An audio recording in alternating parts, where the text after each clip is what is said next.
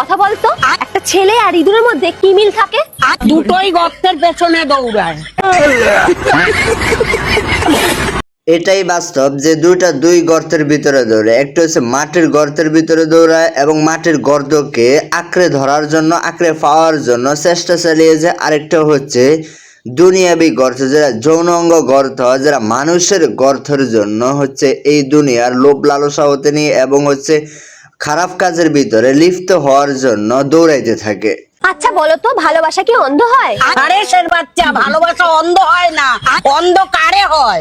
ভালোবাসা অন্ধ হয় না, ঠিক আছে, তবে ভালোবাসা কিভাবে অন্ধকারে হয়? এখন বর্তমান সময়ে যুগের সোশ্যাল মিডিয়া এমন কিছু দেখা যাচ্ছে যেগুলো ভালোবাসার নামে প্রতারণা এবং ভালোবাসার নামে হচ্ছে যৌন কিছু কাজকর্মকাণ্ড করার জন্য, যে আমরা দেখতে পাচ্ছি যে পরিস্থিতি হয়ে গিয়েছে বর্তমান সময়ে বাংলাদেশের। ভালোবাসা বলতে এখন কিছুই নেই, কারণ একে অপরের প্রতি রেসপেক্ট নেই।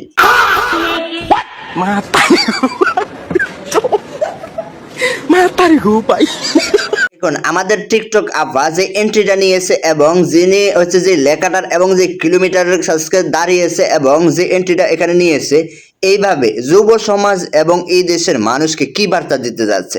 এখানে একটা লেখা রয়েছে নেগেটিভ, তো এটা মানা যায় যে নেগেটিভ লেখার ভিতরে একটা শিক্ষণীয় কাজ রয়েছে, ওই জায়গার নামে এটা। তো তিনি যেইভাবে এখানে একটা এন্ট্রি নিয়েছে এবং যে পরিস্থিতি দিয়েছে, আমাদের দেশের যুব সমাজ হতে নিয়ে সোশ্যাল মিডিয়ার সাধারণ ছোট খাটো সন্তানদেরকেও তিনি কি শিখাইতে যাচ্ছে? এদের চরিত্র যদি এমন হয়, তাদের ঘরের ছেলে সন্তানদের চরিত্র কেমন হবে? অসহ্য! সরকার যে সমস্ত লোকজন কেন কাজে রেখেছে কি জানি না। রেগে গেছেন কেন আপনি? আর বলো না, আমার নাম তো উমা রানী আর আধার কার্ডের নাম এসছে পদ্মা রানী।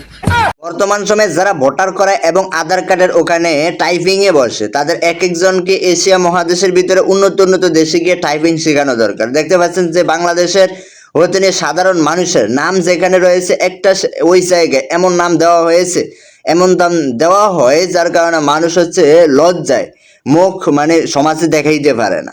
আমরা চাই এগুলোর জন্য অতি দ্রুত বাংলাদেশে সমাধান হয় এবং মানুষ ভালো কিছু পায়। কাকিমা, কাকু কোথায়? তোমার কাকু তো বাড়িতে নেই, বিদেশে গেছে। বিদেশে গেছে? হ্যাঁ। কোনো চিন্তা নেই, আমি তো আছি বৌদি। যারা স্ত্রী সন্তান রেখে বিদেশে যাচ্ছে, তাদের 60% এখন বর্তমান সময়ে এই রোগে আক্রান্ত। দেখতে পাচ্ছেন যে তার কি পরিস্থিতি, যে যখন তিনি বিদেশে যাওয়ার কথা শুনেছে তার স্বামী, তখনই তিনি কি বলেছেন?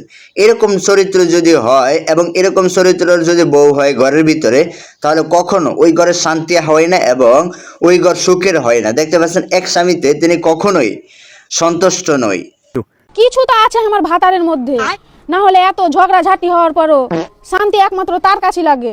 বুঝলো না আমি ব্যাপারটা? আমাকে জাদু ফাদু করেছে নাকি? তোমাকে জাদু করেছো?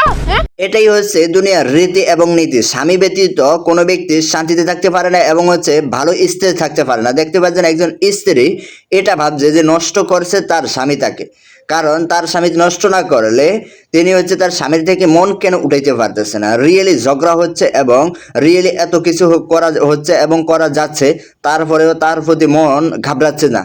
এটাই হচ্ছে মানুষের মানুষত্ব। একটা মানুষ কতটা ভালো হলে একজন স্ত্রী তার প্রতি এত ভালো ধারণা রাখতে পারে এবং তার থেকে দূরে সরতে পারে না। আচ্ছা একটা কথা বলতো, একটা ছেলে আর ইঁদুরের মধ্যে কি মিল থাকে? দুটোই গর্তের পেছনে দৌড়ায়।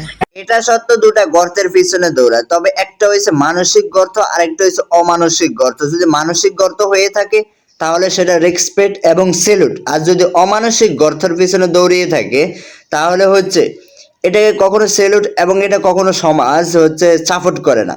যেটা এখন বর্তমান সময়ে 99% ছেলেমেয়েরা এটা করে যায়, যেটা হচ্ছে অসামাজিক এবং অকার্যকর।